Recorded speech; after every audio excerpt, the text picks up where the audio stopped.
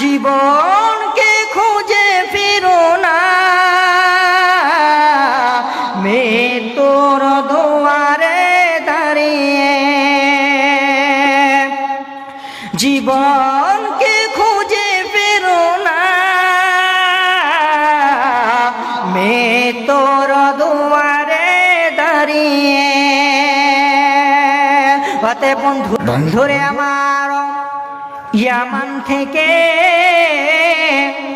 একজন ছেলে নিয়াত করলো বন্ধুরে যে আমি আল্লাহর ঘর জিয়ারত করব।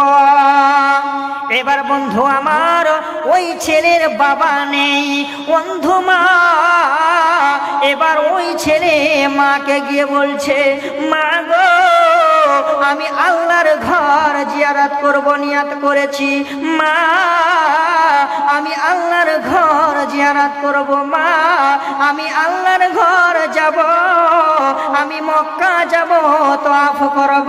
এই কথা যখন বললেন, এবার মা তার বেটাকে বলছে, বেটা রে, তুই তো আল্লাহর ঘর জিয়ারত করবি রে বেটা, আমার বড় শখ আছে রে বেটা, আমিও আল্লাহর ঘর জিয়ারত করব। বেটা রে, আমাকেও সঙ্গে করে নিয়ে চল।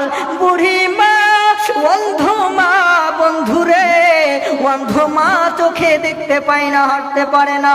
এমন সময় তার ছেলেকে যখন বলল, বেটা রে, তুই তো আল্লাহর ঘর জিয়ারত করবি, মক্কা যাবি, আমার বড় শখ রে বেটা, আমিও আল্লাহর ঘর জিয়ারত করব, আমাকেও সঙ্গে করে নিয়েছ।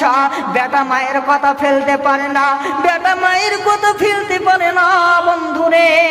এবার সে ছেলে কি করলো, তার মাকে তার পিছনে বেঁধে নিল।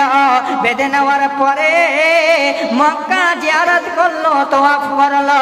করার পরে হযরতে আমিরুল মুমিনিন উমরের কাছে এসে বলছে, উমর, ইয়া আমিরুল মুমিনিন উমর, আমি আমার মা, বুড়ি মা, বন্ধু মা, চোখে দেখতে পাই না বন্ধু, আমি ওই রকম মাকে আমার পিঠে করে মক্কা জিয়ারত করলাম। ইয়া আমিরুল মুমিনিন উমর, আমি কি আমার মায়ের দুধের ঋণ শোধ করতে পারলাম? যখন এই কথা বলে উমর চোখ রেগে গেল।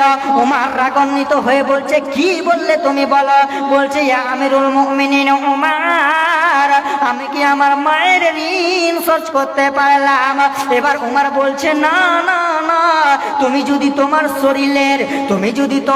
শরীরের চামড়া কাটার পরে মায়ের পায়ের যদি জুতো বানিয়ে দাও, তাহলে ওই মায়ের দুধের ঋণ সহজ হবে না।